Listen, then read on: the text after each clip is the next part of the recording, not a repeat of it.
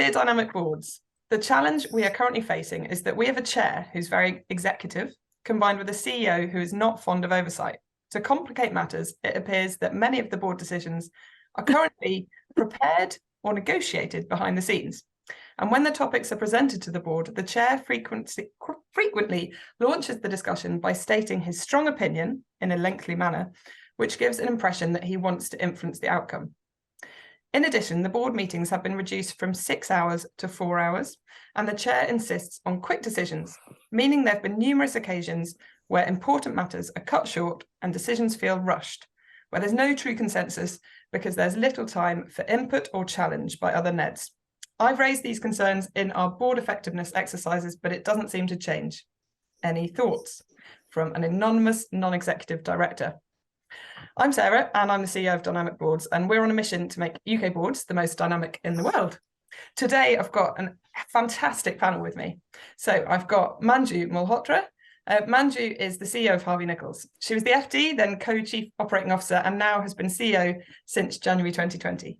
Alongside this, Manju is a non-executive director on 2 boards. That's Workspace Group PLC, provider of flexible space, and London and Partners. They support international businesses entering the UK market. We've got Charlotte Fuller. Charlotte's an experienced non-exec and FTSE chair. She's had an incredible, I totaled 21 non-executive board roles. She advises on corporate governance and is a visiting professor in governance and leadership. She says being autistic made her career, and she now champions the need to better recognise the benefits of neurodiverse thinking in the boardroom. And we've got Monica Chadha. Monica was previously CEO of mymovies.net. She's an experienced board advisor, bringing over 25 years of experience in the creative industries. She's also an exec coach, and she currently, she's 2 of her current NED roles, there are many, include being on the board of the British Film Institute and being a member of the all-party parliamentary group on artificial intelligence. In 2019, she was one of the top 50 women to watch in the UK Female FTSE Board Report. So, very well qualified audience to discuss this, both from an executive and non-exec perspective. So to start us off, Charlotte, challenging the chair. Have you had to do that before? Obviously, you've been the chair. Have you received challenge? And what do you do when the chair isn't open to challenge? Yeah, I mean, as a chair of a number of companies over the 17 years where my professional career have effectively been being a board member, hence the number of boards over all those years. I have been challenged as a chair, for sure. I've also had situations where, as a chair, we have a difficult relationship with the CEO, which is sort of the board is the line manager of the CEO, if you want. And that is always a very complicated situation. A chair who wants to be too executive is that's not good. Everything about this situation is wrong, which is why it's such an interesting situation to talk about. But it's how do we get out of it that we really want to talk about. Personally, I have on occasion used external board reviews as the lever to get the subjects onto the board, because once that report is done, it becomes part of the legal documentation for the company. It's not done and then disappears. That even the annual, if they have internal reviews, will also become part of the legal documentation should things go really wrong. So those reviews are pretty important to ensure to get done, and also to get the right things to the table, be quite honest or encourage honesty with individual interviews in those, which can also be difficult. But absolutely a situation that often happens, unfortunately, and that needs to be dealt with sensitively, but resolutely, ideally, because otherwise it becomes a very, very toxic situation. And interestingly, this person hasn't said whether they've got an external or internal board effectiveness review. No. It'd be interesting to know, because do you think an external one's got particular value in that situation? I think it does, because you have a sort of an outsider who is not, connected anywhere, drawing out the issues, and normally, they would have these individual conversations with board members where the board members are free to anonymously speak out openly. And, individuals should never be slung out as this one said this and that one said that. It should be the board seems to feel we have an issue here, we have an issue there, and then they should come up with some potential solutions to dealing with that, whether it's it's gotten to the space where you need to have mediation coming in, for example, to repair the relationship both between the chair and the CEO, but also with the rest of the board, because the chair in this situation seems to be so in the situation they're in that the whole board is getting seriously affected now, and that's not a place to make good decisions in.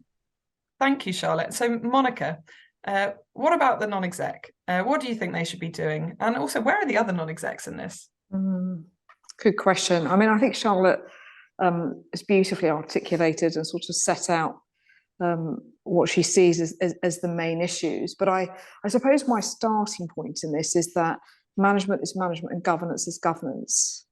And you really are there as a board to sort of seek the assurance that the organisation is solving for the whole, that it has the right strategy, the right resources, and the right governance to deliver on the mission, in the words of your former speaker, Patrick Dunn. I mean, I suppose the first thing I think about here is everything that you do is a set of judgments, be that a set of accounts, be that the personalities, the decisions that you make. And, you know, my instant sort of feeling is, well, if you have an ineffective chair, you've got a problem on your hands, because even if you've got an effective board, the reality of it is the chair runs the board and CEO runs the organisation. So getting into the weeds a bit as to what is really going on between the chair and probably a deeply frustrated CEO. But also, I think I'm a great believer in having a sort of a cup of tea or a sticky bun, if you're that way inclined, and having a conversation outside of the boardroom. Because I remember once somebody, a very, very experienced board director in my early days, said to me, between two people, there are 4 agendas, the personal and the professional. Your job is to figure out what is going on for them, both personally and professionally. We did have a situation once where I was on a board and we were struggling with trying to get the chair to sort of push this customer centricity lever, which we really needed the execs to focus on. Frankly, the chair was disengaged, I think. And actually we figured out the way to do it was to work it back from the exit, i.e. what would the investors or people who would be buying the company be essentially focused on. And so by almost sort of doing the horizon scanning piece and doing the look forward, we were then able to sort of figure out the look back. And so sometimes I think you need to have that cup of coffee. And if that doesn't work, then I'm afraid here I really do embrace constructive tension, because that is precisely what you are there to do on a board. And I often hear the words team on a board, which I don't agree with. I think you are teaming. You are not a team. You are independent. And therefore, in order to exercise or discharge your responsibilities, you need to be able to raise your head above the parapet and be prepared to be unpopular. And I've done it, and it's tough. But those are also the moments that I think, A, you really earn your spurs, and B, once you've exhausted all of the informal routes, you know, using the senior independent director, the vice chair, the other NEDs, talking to the chair directly, the board effectiveness review, whatever it takes, then I'm afraid you've got to take it to the next level. But, you know, so long as you can sort of walk through the steps and hope a calamity doesn't happen between now and then, I think generally that's probably the way that I would approach it. Yeah, even if I'm immensely frustrated on the inside and want to do something a bit more radical, and I'm being polite. And so when you speak to the vice chair, the SID, senior independent director, or the other non-execs, if they agree, what would you do next? I mean, if I think I agree, I would certainly I think the most important thing is, once you sort of land the question, to be actively listening. You know, that sort of famous saying of you have 2 ears and 1 mouth, and use it in that proportion. And then I would be asking, well, look, what do you think we should be doing here? And taking soundings from each of those people, and equally then offering up my opinion. Because I think whether or not you're at odds, whether or not, you know, the point of it is what you're trying to do is ensure that the board is working effectively, and that, frankly, the CEO is doing the job that they are tasked to do, and the setup as it currently is broadly ineffective. And therefore, that for me, leadership effectiveness is a big part of value creation. That applies to the chair and that applies to the CEO. So I'd be walking that through. And to be honest, and this is where I think the NED world is superb, and particularly I think for dynamic board members, and I really empathise with the NED who sort of threw you this dilemma. The beauty of being a NED, which is distinct from being an exec, is that NEDs actually talk to each other. They may not say the board name, or they may not say what's going on in this particular environment, but they can share their own lived experience about, well, I had somebody phone me the other day saying, I'm having a really big issue with the COSEC because the company secretary wields too much power. And that's the lubricant, right? That role is a lubricant that keeps the whole of the board together, in a sense, and makes sure you have some right conversations. But I would also be in a situation where I've had the conversation with NEDs, I would also be looking, if we wanted to formally bring things to the board, or for example, if we thought there was an issue that wasn't being discussed sufficiently because the chair might want to sort of move it along, then I would have a conversation with others and say, well, look, I'm happy to lead on this. And then almost through reading the room, that fundamental quality that I think is so important for NEDs, all the data points, whichever way you want to do it, is to sort of present your worldview and I suppose make eye contact with somebody else who you think might have a similar opinion, or introduce that constructive tension and say, well, do you know, Sarah, I would really be keen to hear your thinking on this. And I would just move it along. And actually, if the chair wanted to push something, I would just say, I'm really sorry, Chair, I do feel that I need some more answers. Perhaps we could take this offline, but I'm not comfortable with the input that I have in order to exercise my judgment.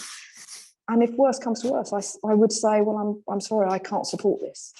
And hearing that come out of your mouth isn't always the easiest thing to do, but I always go back to, who are you there to represent? What are you there to do? And it reminds me to both get back in my box if I get too excited about something, but also reminds me to have the courageous conversation and to sometimes be, I think you can disagree, but you cannot be disagreeable, if that makes sense. That's really helpful, Monica. Fantastic insights. I do think, there's been some articles recently. There was one from Martha Lane Fox about non-execs are people that just sit there, nod their heads and collect the paycheck. And actually what you're saying is exactly the opposite of that. As a non-exec, it's your job and your responsibility to exercise integrity. And in that moment, you can't just sit there and nod. You've got to do something in this situation.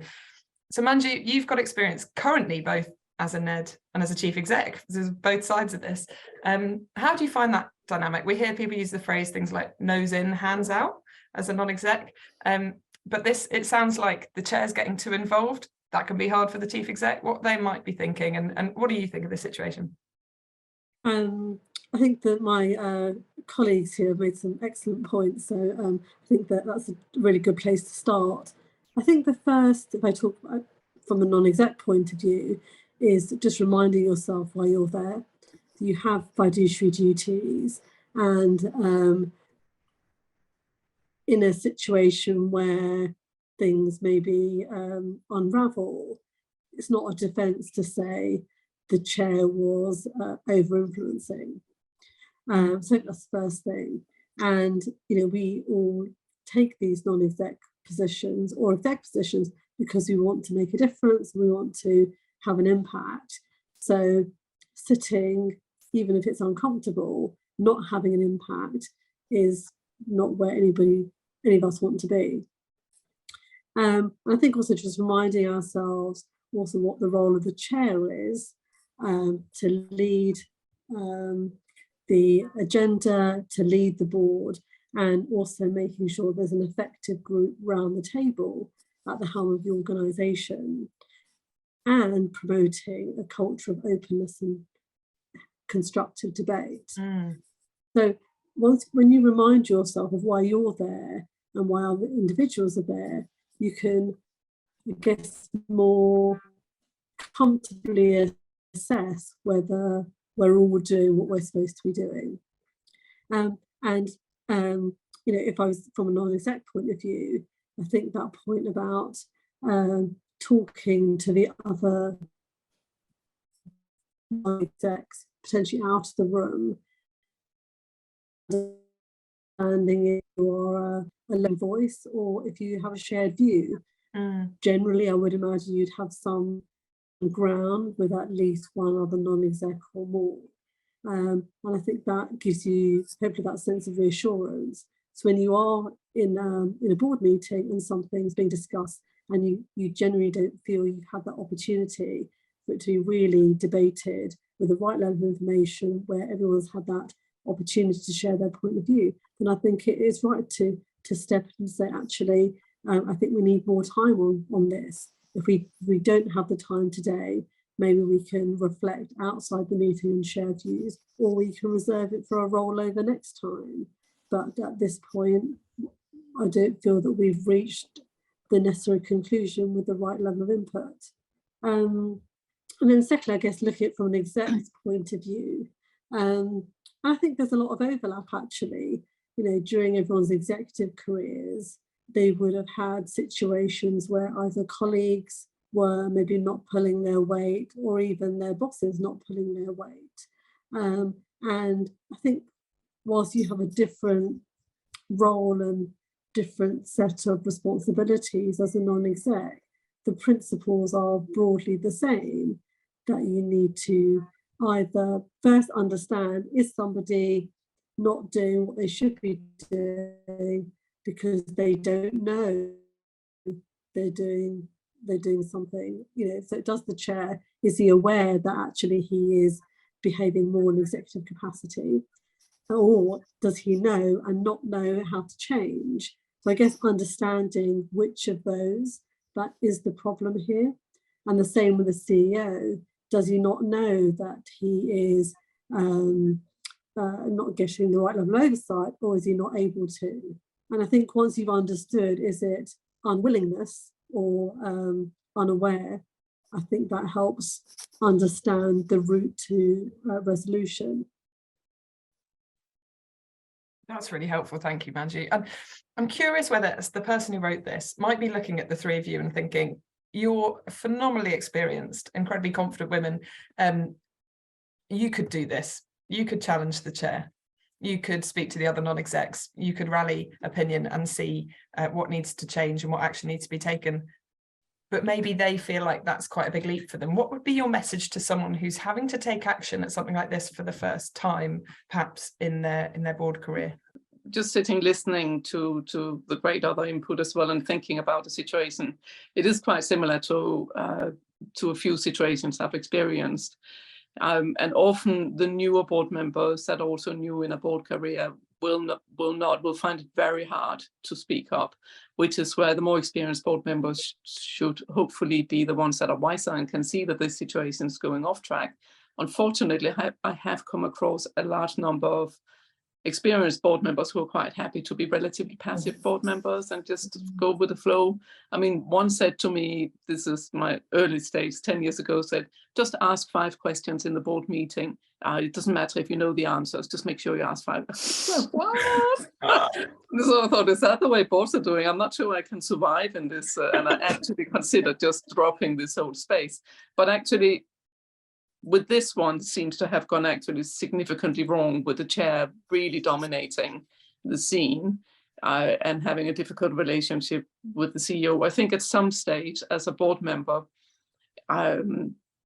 knowing that you have full legal responsibility no matter what happens, and if you're constantly in a minority with opinions and things that are very important to you and to you being able to discharge your fiduciary duties, you must consider leaving the board, because if you stay, you have to stand behind everything that goes on. As long as you're on the board, you're behind everything that goes on, as Manju rightly said. You cannot say, oh, that doesn't, you can't, the whole idea that you can put in the minutes, oh, I didn't agree on that, it doesn't work. you are there, you stand behind with collective responsibility anything the board agrees, and if you can't stand behind it, you have to leave. But when you leave, obviously you leave with a resignation letter where you lay out the issues you have experienced very succinctly, which I have also experienced doing, and being threatened with being sued because of that, which I was happy with, because I could say, well, everything I say in this letter is also in all our minutes, because I have brought it up again and again, and in our annual reviews, blah, blah, blah. So evidence everything you say and do. All the chat that isn't evidence is good, but it's not legally binding. So you have to evidence the concerns in board meetings in minutes, so that you can bring that to the fore and bring it into a resignation letter. If it's a regulated business, you will also have a duty to notify the regulator of why you're leaving, for example, a financial services business. So be very clear on this as a NED. I mean, it sounds easy to be a board member, but sometimes people don't fully appreciate the difficulties until you sit in a really sticky situation like this. So if it gets too sticky, you've put all the complaints up, you've told all your concerns, it's in the minutes and it's evidenced, and then you re-evidence it in your resignation. This is obviously the nuclear situation, but where this has gone, it's almost like it's hard for them to do anything else, because the chair is dominating it so intensely and is pre-agreeing decisions outside of the boardroom. So you can come in, if there's 5 board members, 3 of them have already agreed.